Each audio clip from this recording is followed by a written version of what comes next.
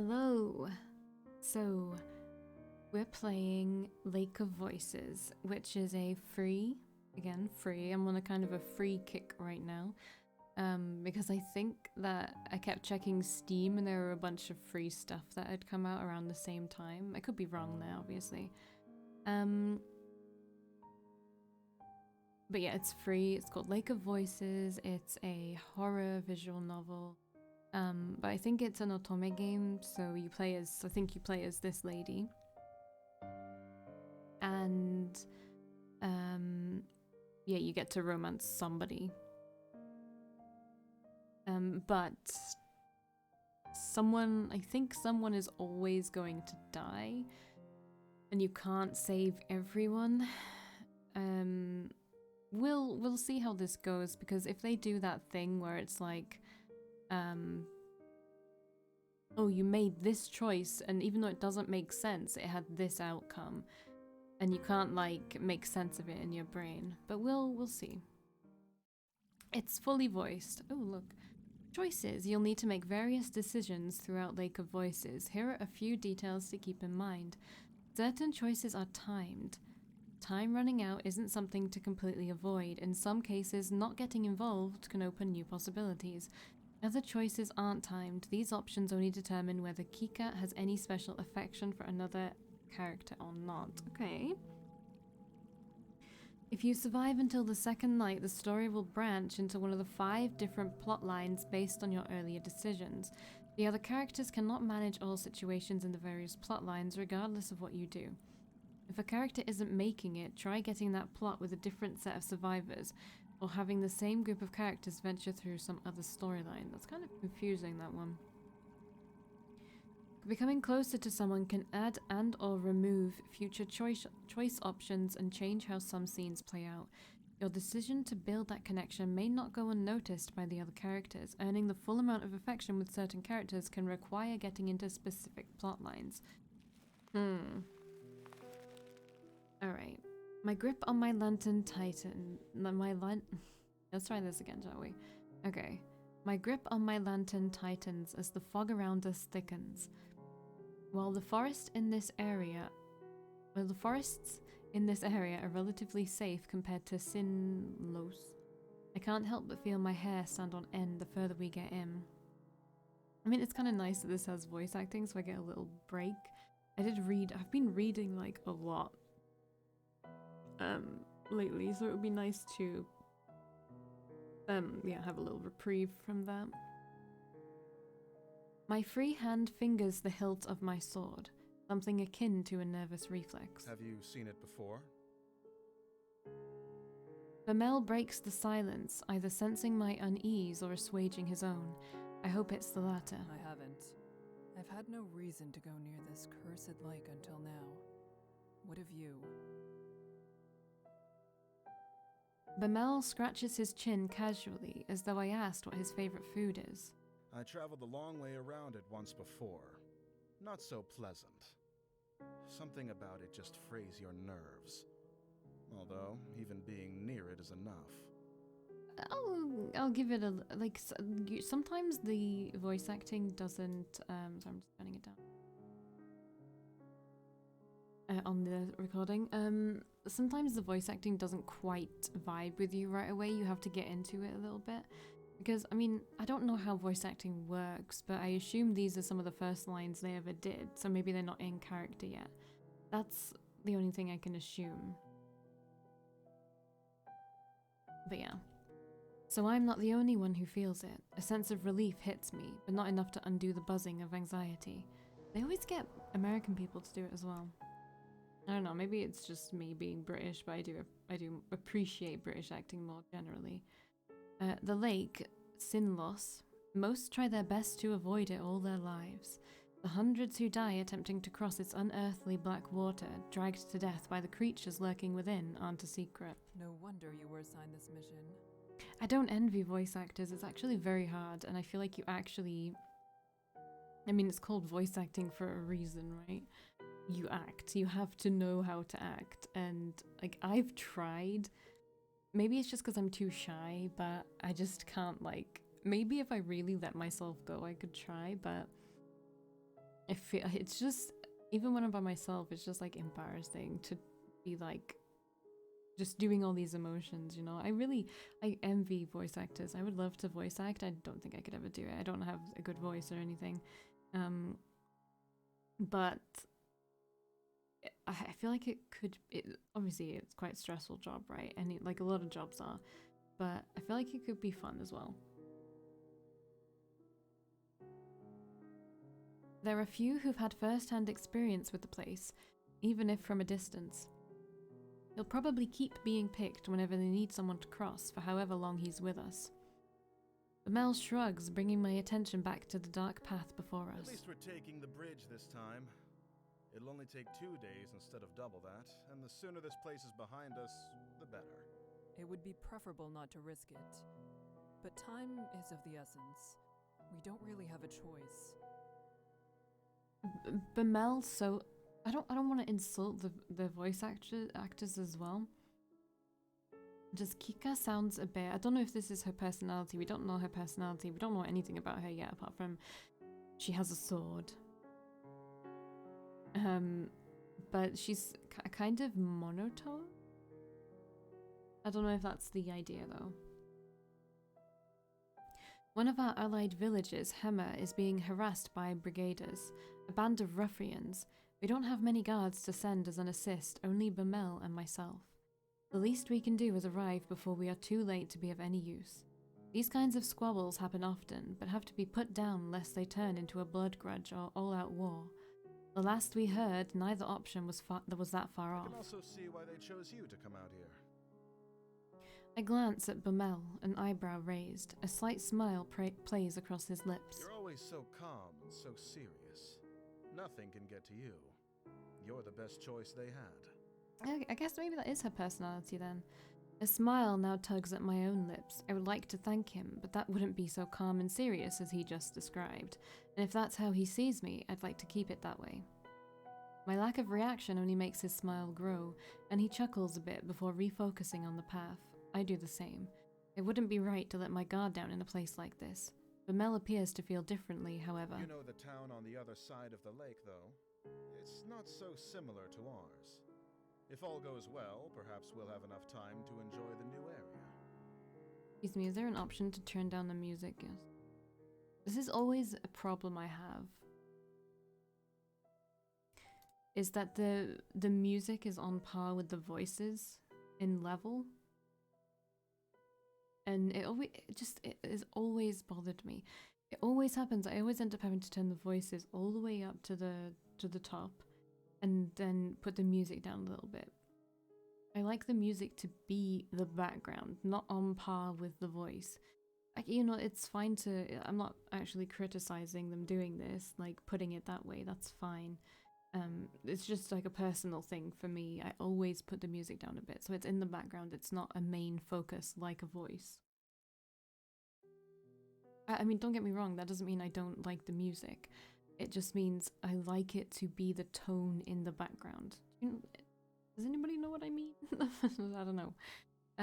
For the most part, I ignore him, nodding when applicable.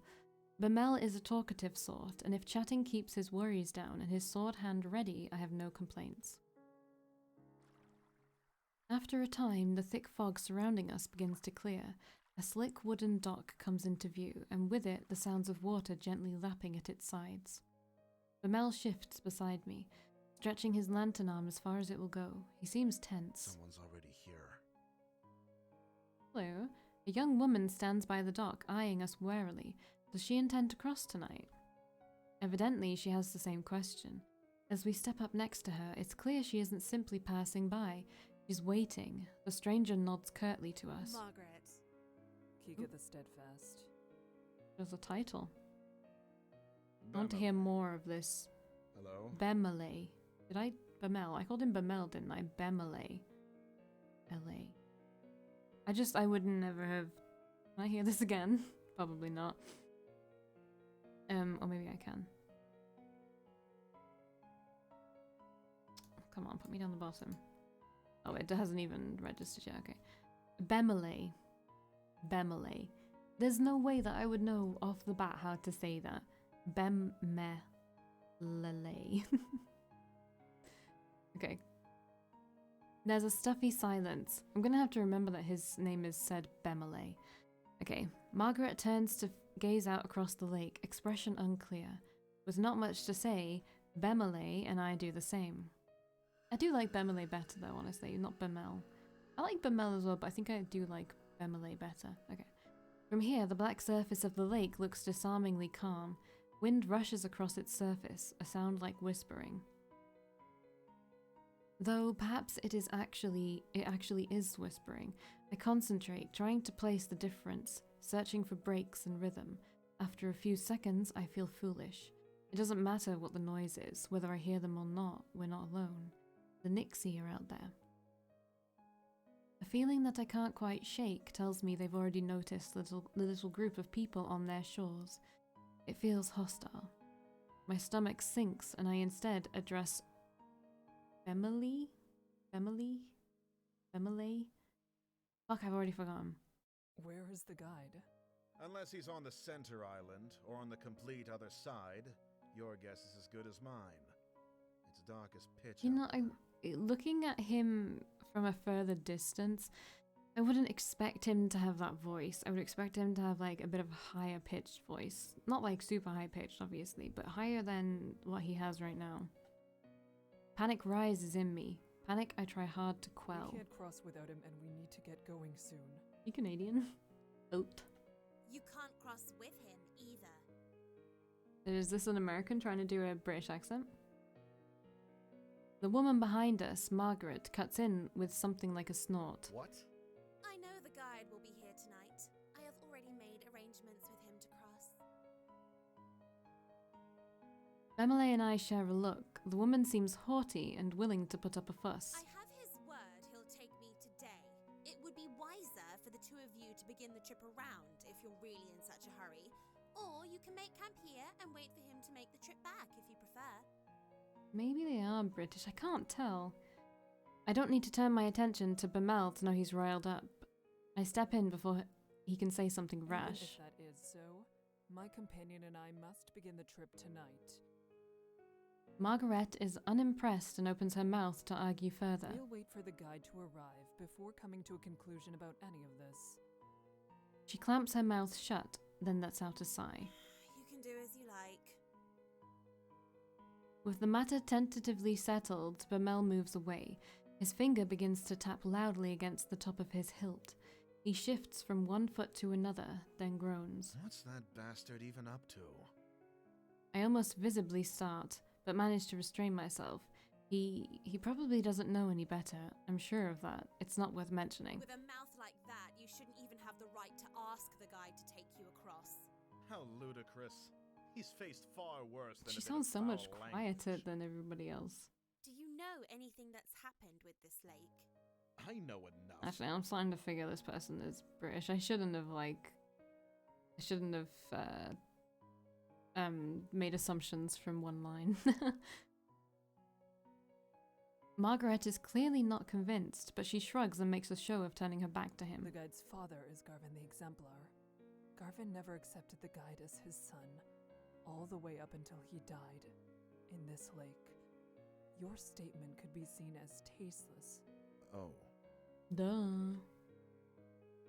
Bemele, I keep needing to remember that it's Bemele, rubs the back of his neck, his face regretful. My apologies to the guide. I didn't mean it that way. I never knew about his... well, that. A smile spreads across my face, one I quickly wipe away. You really did just misspeak. The silence slowly stretches between the three of us, growing more awkward with each passing second. Margaret seems irritated, and Bemeli abashed.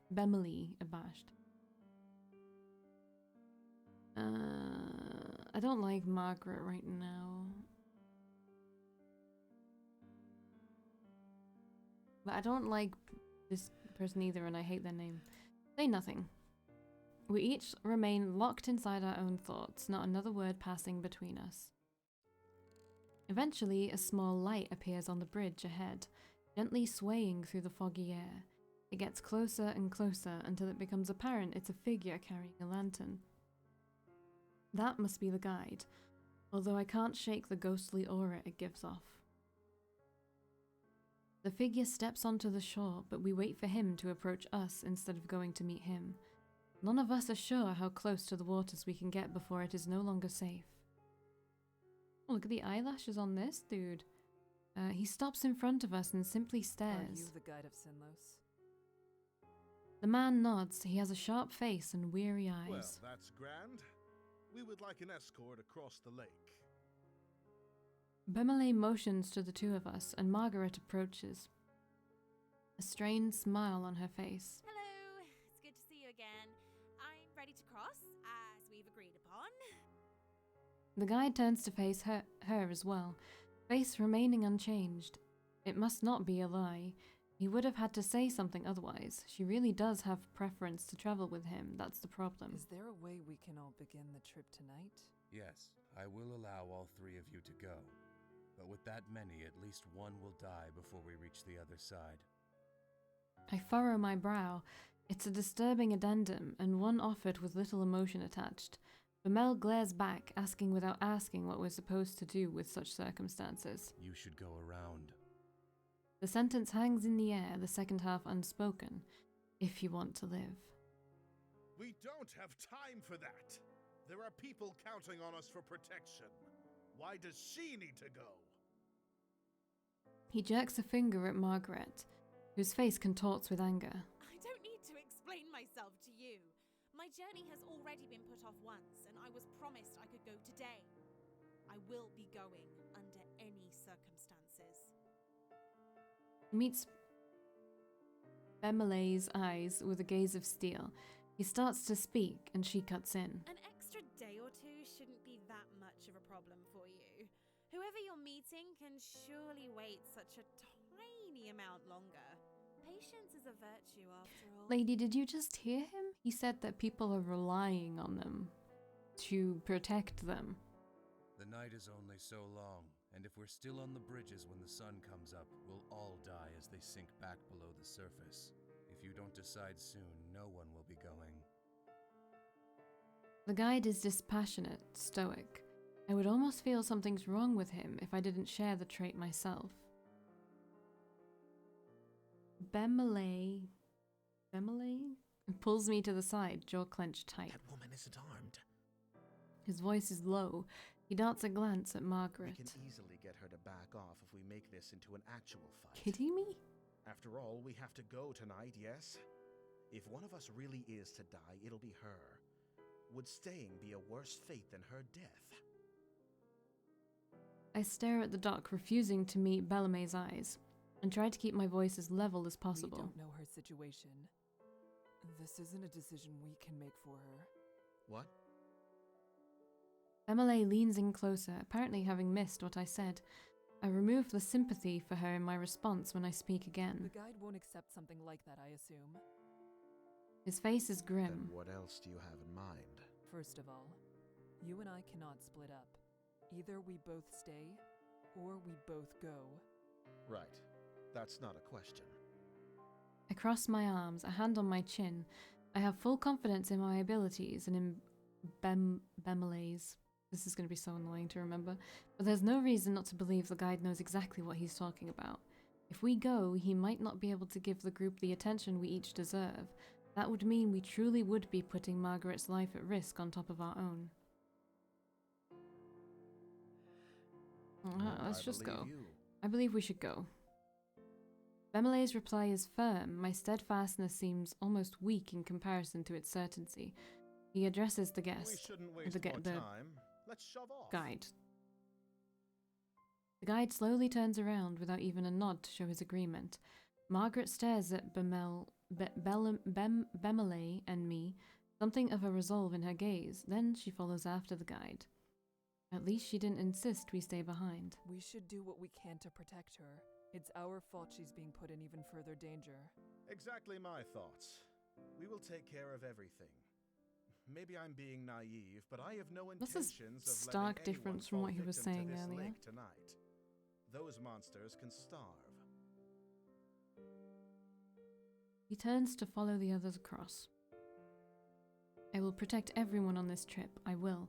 We will make it through this. Then I step onto the dock and join them. As soon as I step onto the wood, the temperature drops. The light of my lamp shines against the water's surface, as reflective as a mirror. Until we reach land again, death is only one small mistake away. We fall into line with the guide leading the way. Margaret stays close to him, and I behind her, watching to make sure she doesn't slip on the slick, wet wood. Bemelay brings up the rear. Each of us hold our lanterns in front of us, but it does little good. The fog is thick and nigh impenetrable, consuming the light as if hungry for it. Above the surface of the lake is deathly quiet. No longer is there the whispering wind, nor the sound of water lapping against the shore. It's just our own mismatched footsteps and the sound of my quickened breathing. My eyes drift back to the lake, against my better judgment. It's no wonder there's not even the sound of water with how still the surface is. It seems almost sturdy with the sheen of a black marble floor. I've heard rumors the water of Sinnlos is heavier, more difficult to disturb than natural water, that just the weight of its oppressive cling is enough to keep someone down, even without them. Something even darker than the abyss of the lake flickers just below the surface, or at least I think it does.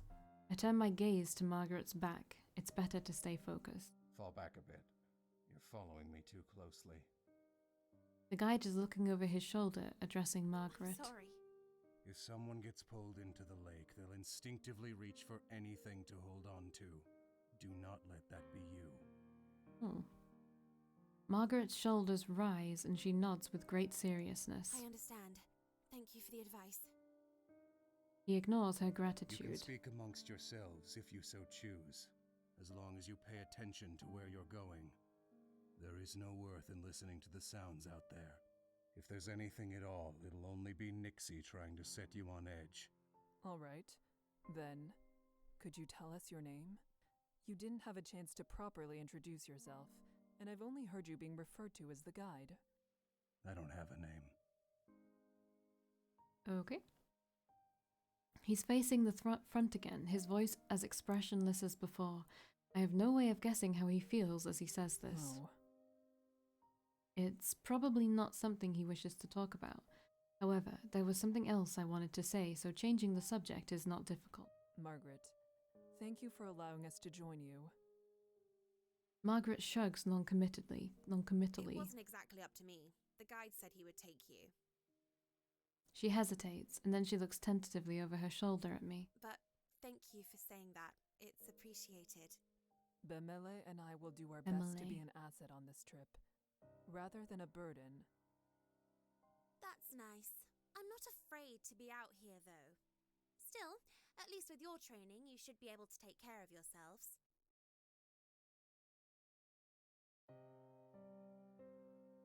Wanted a little drink of water. It's comforting to know that everyone here is so confident in their abilities. Not enough to forget how terrible it feels to be over this lake. I'm not sure if that is fortunate or unfortunate. Believing yourself to be secure doesn't mean that you are. God, it is warm in my room.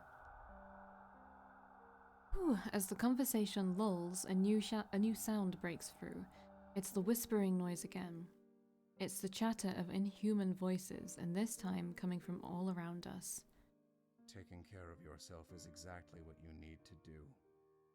The guide is speaking again, except louder, as if to cover the Nixie's voices with his own. Work to survive at all costs, and hope that everyone around you has enough sense to do the same.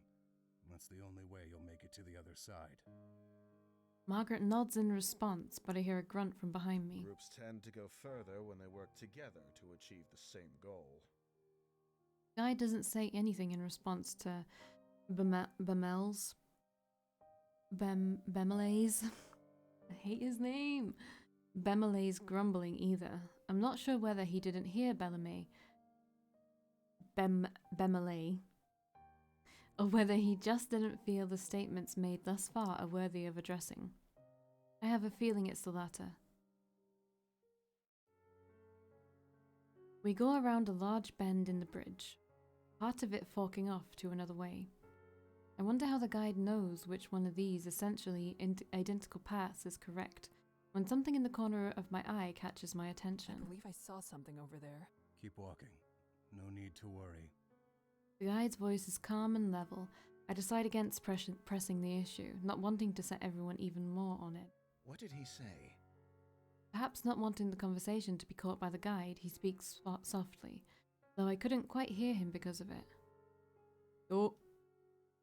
I take my eyes off Margaret ahead for a moment to explain it to Bemele and stop dead in my tracks.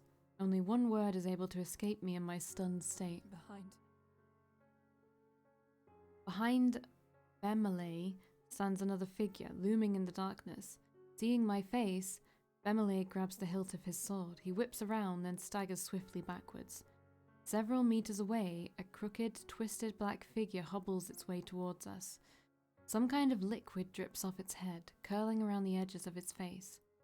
It almost looks like it's crying. Bemele backs up until he's standing beside me. The figure continues its slow advance, head jerking from one angle to another. What on earth? It's one of them. Yes, Nixie that stumble across the bridges looking for opportunities. The guide is standing next to us. I didn't even notice him The approach. ones that can make it out of the water are generally referred to as prowlers.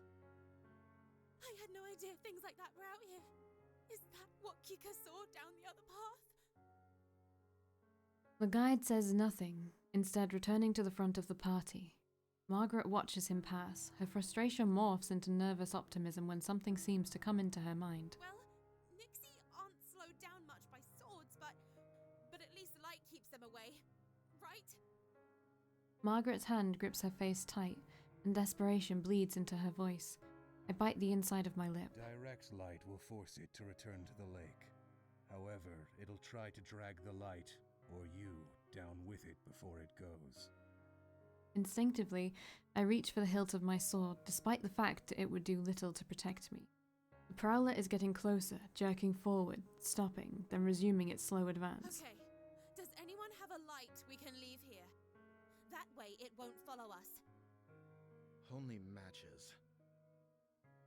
Bemele spits. He's the one bringing up the rear, so he's the one most likely to be in danger if it keeps following. It is kind of getting closer, isn't it? The guide, however, moves forward. Don't forget it's there, don't let your guard down, and don't get left behind. What? How am I supposed to keep walking with this thing at my heels? You said it wants to attack. Don't give it the chance. Bemele sputters in anger, and the guide summarily ignores him. I solidly grab a hold of Bemele's upper arm. Here, I'll lead you like this, and you can keep your focus solely on the Prowler. Make sure it doesn't get too close. Bemele eyes the guide with unresolved hostility, but allows himself to softly sigh in relief. He gazes at me with At fondness. least there's someone I can count on. Despite the fact I'm going against his advice, the guide says nothing more. It's clear now that he doesn't give a damn what we end up doing. Some part of me is glad for that. I want to help everyone make it through, and it would be worse to have to persuade the guide every time help was necessary. Kika, thank you. Bemele places a gentle hand on my shoulder. Yeah, I don't really like you. Bemele's face hardens in return. He moves his free arm down. I fully link his arm with mine and, now properly settled, look forward. Margaret is following the guide with some reluctance, turning back every so often to check on us. I wave my lantern to signal we're catching up. Margaret returns her head to the front and quickens her pace. With a tug on Bemele, we start to follow them. The four of us continue cautiously over the bridges, only this time the wet, squishing footsteps of the Prowler join the sound of our own. The Prowler walks without a set pattern, sometimes fast, sometimes slow. It takes long steps, then short ones. At times, it stops walking entirely. Does it hurt to be out of the water like this? Or is it trying to be difficult to read? Suddenly, the whispering in the lake grows louder. I still myself, trying not to let it get to me. The most important thing in a situation like this is to remain calm. I can't lose my head. Then, all at once, I notice the guide and Margaret have come to a halt. Bemele, they're stopping. Bemele slows down as I do, and as we near Margaret's back, she says with something akin to distress. There's another one. I tug on Bemele and he understands. We draw up close to Margaret, ready to protect her if need be, but the guide holds out a hand. Don't get any closer. Just over his shoulder, I see another Prowler stumbling towards us, white liquid dripping from its eyes. Guide's hand turns over in the air, palm up. Give me a lantern. We'll throw it. Margaret extends her own with a trembling hand when Bemele speaks instead. His back still If turned. you have to take someone's, take mine. Oh, so heroic. Yes, an extra light won't do us much good when we're standing this close together. Margaret takes Bemele's lantern from him, guarded relief displayed on her features. Thank you. He hands the lantern to the guide, whose hand grips it tightly, knuckles growing pale. Stay here. I can't throw it too far, or the light will blow out before it reaches the Nyx. He steps closer to the monster, his movements light and confident. As he nears the Prowler starts to back away. Is it only the approaching light that's making it retreat, or are they afraid of him? The guide is far enough away from us that the fog is partially obscuring him, hiding his movements. The voices from the lake grow louder and louder. Water suddenly begins to splash across the lake, in the distance and onto the edges of the bridge. They want him to mess up. I don't notice how tense I am until Bemele eases my grasp on his arm. Then suddenly the guide takes multiple long and fast strides forwards, throws the lantern and jumps backwards to regain the lost distance. There's a sharp hiss and then a deep splash, and the voices of the Nixie grow quieter. Not silent, but quieter. A sigh escapes me, and the guide comes back to our group. We should keep going before it comes back. I glance at Bemele and realize he too is looking relieved at the guide before us. And then I see it. The first Prowler, it's still there. It's right there. I shift around, pulling Bemele behind me. The Prowler lunges after him, barely missing Bemele, but striking my lantern instead. The fire goes out, and the two of us are plunged into an unearthly darkness. Then there's a slick splash. I realize the Nyx has retreated into the water. Somehow, Bemele and I are still standing. We're still here. Kika, thank you. I can't respond. Something cold, wet, and slimy has grabbed my ankle. Kick it off. I kick my leg out as fast as I can, and the Nyx's hold slips. I can't pull with the momentum I've gained against it. Margaret rushes to my side, her lantern hanging out towards the Nyx. The light brushes its face. We see it for an instant, its eyes wide, and then it slides back into the smooth surface of the water. Bemele grabs Margaret and I both, helping us towards the center of the bridge and cussing under his breath. I only looked away for 1 second. It's fine, Bemele. We're all fine. Are you actually alright? Margaret cocks her head down, examining my ankle, but there's nothing but a wet smudge around my trousers. I am fine. I say that, though I don't actually want to let go of Bemele. I need to in order to relight our lantern and provide us actual safety, but I feel such a strong desire not to be alone in this moment. I shake my head roughly and let him go, relighting the lantern as fast as I'm able. Kika, thank you. Again. You saved my life. You're probably gonna I won't die. let this happen again. Yes. Yes. It would be good for all of us to pay more attention. Margaret nods solemnly. Suddenly, it seems like we're all on the same side. It isn't only Bemele and I. She is with us in more than simply presence. The guide's voice, as cold as that monster's grasp, ends my train of thought. We lost the lantern I threw. The Nyx grabbed it after the light went out. Margaret makes a noise. I glance over, wondering whether she's upset, but there's a small smile on her face instead. It's better than them taking anything else. A nervous laugh bubbles up out of me, and just as quickly stops. Bemele chuckles in response, and our collective tension eases up, the adrenaline draining from our bodies. We need to keep walking. And we will keep walking in the next video. Bye!